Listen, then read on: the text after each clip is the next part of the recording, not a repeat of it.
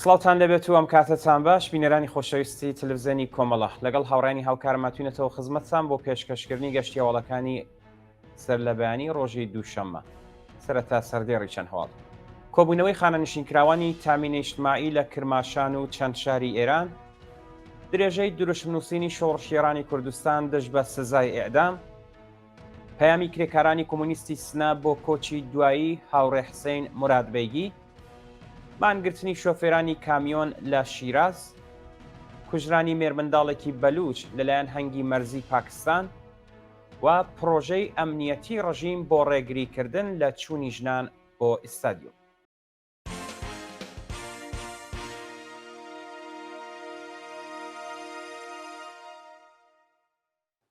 درێژەی هەواڵەکان کۆبوونەوەی خانەنشینکراوانی تامینی ئیجتماعی لە کرماشان و چەند شاری ئێران ڕۆژی یەکشەممە 16 گوڵانی 1403 خانەنشینکراوانی تامینی ئیجتماعی کرماشان شوش هەفتەپە و تاران دژ بە دۆخی خراپی مەعیشەتی کۆبوونەوە. خانەنشینکراوانی ناڕازی بە کۆبوونەوە لە بەردەم ڕێکخراوی تامینی ئیجتماعی خوازیاری چوونەسەرەوەی ئاستی حەقدەست و مەزایە بەکردەوە دەرهاتنی گەڵاڵەی هاوسانسازی دابینکردنی بیمەی دەرمانی و چاکسازی لە ژیان و مەعیشەتیان بوون. ناڕازیان لە کۆبوونەوەی ڕۆژی یەکشەممەیاندا دروشمەکانی نا بۆ ئێعدام و زیندانی سیاسی دەبێ ئازاد بکرێتیان بەرز کردەوە. مانگرتنی زێرفرۆشانی ورمێ هاوکات لەگەڵ هاوپیشەکانیان لە چەند شاری ئێران ڕۆژی یەکشەممە 16 گوڵان سنفی زێرفرۆشانی ورمێ هاوکات لەگەڵ هاوپیشەکانیان لە شارەکانی یازد، ئیسفەهان، مەشهەد، هەمەدان، زەنجان، قۆم و ئەردەبیل مانیان گرت. زێرفرۆشانی ئێران خوازیاری کەمکردنەوەی باج بوون و ڕایانگەیاند کە ئەگەر ئاستی باج لەسەر ماڵەکانیان کەم نەکرێتەوە بڕیاری تۆمارکردنی فاکتۆرەکانیان لە سایتی تجارەت هەڵنەوەشێنرێتەوە درێژە بە مانگرتن ئەدەن و ناڕزایەتیەکانیان بەربڵاوتر دەکەن. درێژەی دروشمنووسینی شۆڕشگێرانی کوردستان دژ بە سزای ئێعدام بەپێی ئەو وێنانەی بەدەستمان گەیشتووە ئازادی خوازانی کوردستان هاوکات لەگەڵ شۆڕشگێرانی شارەکانی دیکە دژ بە سزای ئێعدام چالاکیان ئەنجامداوە. کچان و کوڕانی شۆڕشگێر لە شارە جۆراوجۆرەکانی کوردستان و ئێران بە بڵاوکردنی تراکت و نووسینی دروشم لەسەر دیوارەکان خوازیاری ڕاگررتنی سزای ئێعدام و ئازادی هەموو بەندکراوانی سیاسی بوون. تێکۆشەرانی ڕێگەی ئازادی هۆشداریاندا کۆماری ئیسلامی کە شۆڕشی ژینە درێژەی هەیە و ئەگەر کۆتایی بە سەرکوتکاریەکانیان نەهێنن لە داهاتوویەکی نزیکدا بەهێزتر لە جاران دەگەڕێنەوە سەر شەقامەکان. پەیامی کرێکارانی کۆمونیستی سنا بۆ کۆچی دوایی هاوڕێ حسین مرادبەیگی بەپێی هەواڵی گەشتوو ڕۆژی یەکشەممە 16 گوڵانی 1403 کۆمەڵێک لە کرێکارانی چەپ و کۆمونیستی شاری سنا بە بۆنەی کۆچی دوایی هاوڕێ حسین مرادبەیگی پەیامی سەرخۆشییان ئاراستەی بنەماڵە و کەسوکاری ئەو هاوڕێت تێکۆشەرە کرد. هاوڕێ حسین مرادبەیگی ناسراو بە حەمەسوور لە شاری بۆکان لەدایک بووە و قۆناغەکانی سەرەتایی خوێندنی لەو شارە و لە تەورێز تێپەڕ کرد. لە ساڵی 1348 هەتاوی و لە تەمەنی گەنجیدا نەخشی سەرەکی لە دامەزراندنی ڕێکخراوی کۆمەڵە بوو و وەکو ڕێبەر و کادری لێهاتووی ئەو ڕێکخراوەیە یەکەمین بنکەی لە شاری تەورێز دامەزراند.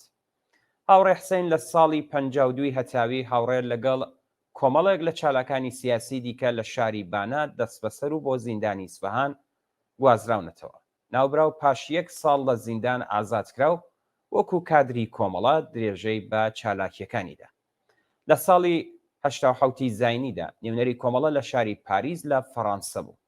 لە ماوەی ساڵەکانی 1970 تا 92 زاینی لە هەموو چالاکیەکانی کۆمەڵە و حیزبی کۆمۆنیستی ئێران بەشداری کرد. ساڵی 92 زاینی پەیوەست بە حیزبی کۆمۆنیستی کرێکاری بووە. لە کاتی گۆڕانکاریەکانی نێوسازمانی ئەو حیزبە چالاکیەکانی لە حیزبی کۆمۆنیستی کرێکاری واتە حکمەتیست درێژە پێدا. ئەو هاوڕێ تێکۆشەرە ئەگەرچی بۆ ماوەی 12 ساڵ تووشی نەخۆشی شێرپەنجە بوو بەڵام بە هەموو هێز و توانایەوە درێژەی بە تێکۆشانی دژ بە کۆماری ئیسلامیدا. هاوڕێ حسێن مورادبێگی لە ڕێکەوتی 15 گوڵانی 1403 لە وڵاتی سوئێد بۆ هەمیشە ماڵاوایی لە ژیان کرد. یادی ئازیزی بەرز و بەڕێز بێت. ناڕوونی چارەنووسی ستار کیانی لە گرتوخانەی مەریوان.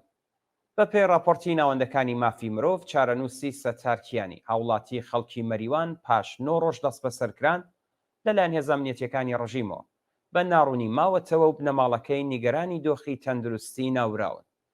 بە پێی زانیاریەکان، بنەماڵەی ستار کیانی لەو ماوەیەدا بە دوواداچوونیان بۆ چارەنووسی ڕۆڵەکان لە شارەکانی سنە و مەریوان کردووە، بەڵام هێشتا هیچ زانیاریەک لەسەر هۆکاری بەندکران و شۆنی ڕاگیرانی وەرنەگرتووە، وان نیگەرانی دۆخی تەندروستی ناوراون. ستار کیانی ڕۆژی شەممەی هەفتەی ڕابردوو واتە 8 گوڵان لەلایەن ئیدارەی ئیتلاعاتی مەریوانەوە بەبێ بەڵگەی قەزایی دەست بەسەر کراوە. مانگرتنی شۆفێرانی کامیۆن لە شیراز. شۆفێرانی کامیۆنی شیراز ڕۆژی یەکشەممە 16 گوڵان لە ناڕەزایەتی بە کەمکردنەوەی پشکی سوتەمەنی دەستیان لە کار کێشایەوە و مانیان گرت.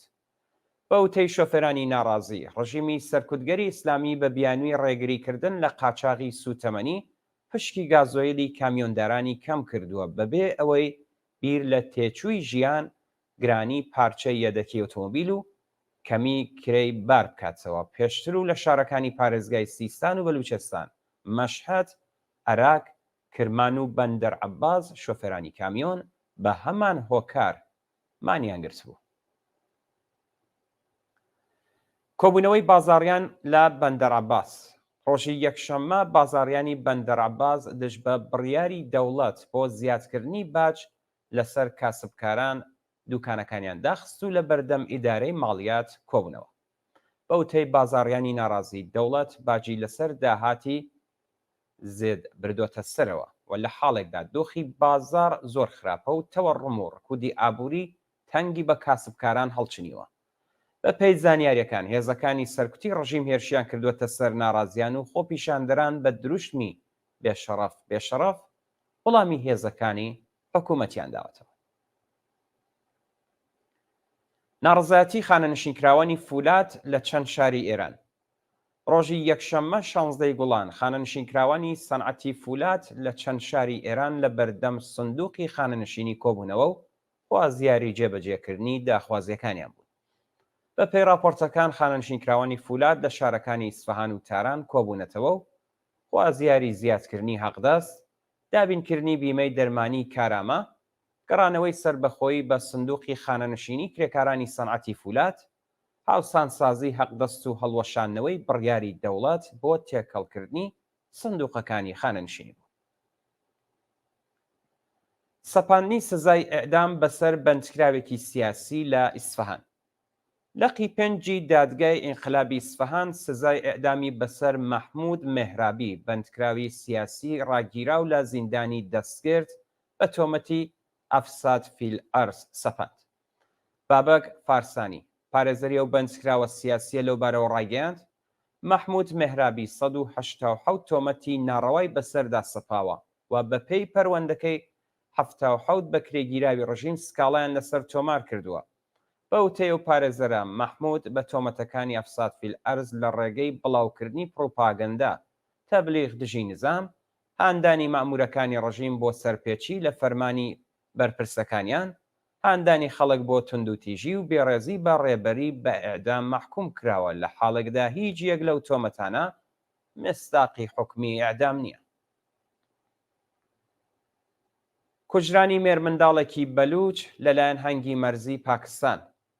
ڕۆژی یەکشەممە 16 گوڵان مێرمنداڵێکی بەلوچ بە ناوی تاها زابۆتزەهی تەمەن 17 ساڵ بە تەقەی هێزەکانی پاکستان لە سنووری ملیشەی میرجاوە گیانی لەدەستا. بە پێی راپۆرتی حالوەش، هێزە سنووریەکانی پاکستان کاتژمێر 12 نیوەڕۆی یەکشەممە تاهایان لە کاتی تێپەڕبوون لە کاناڵی مەرزی بەبێ هۆکار داوەتە بەر دەستڕێژی گولە و ناوبراو دەستبەجێ گیانی لەدەستاوە. سەپاندنی سزای زیندان بەسەر شیرین سەعدی لە تاران.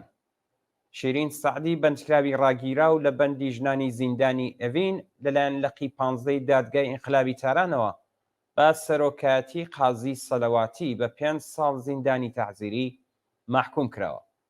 بە پێی راپۆرتەکان قازی سەلەواتی شیرین سەعدی بە تۆمەتی ئیجماع و تەبانی دژ بە ئەمنیەتی وڵات بە 5 ساڵ زیندان محکوم کردووە.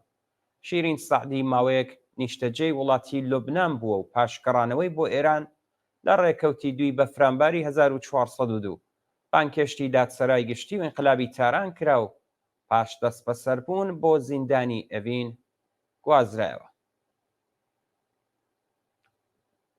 دوا هەواڵمان سەبارەتە بە پرۆژەی ئەمنیەتی ڕژیم بۆ ڕێگریکردن لە چوونی ژنان بۆ ئیستادیۆم.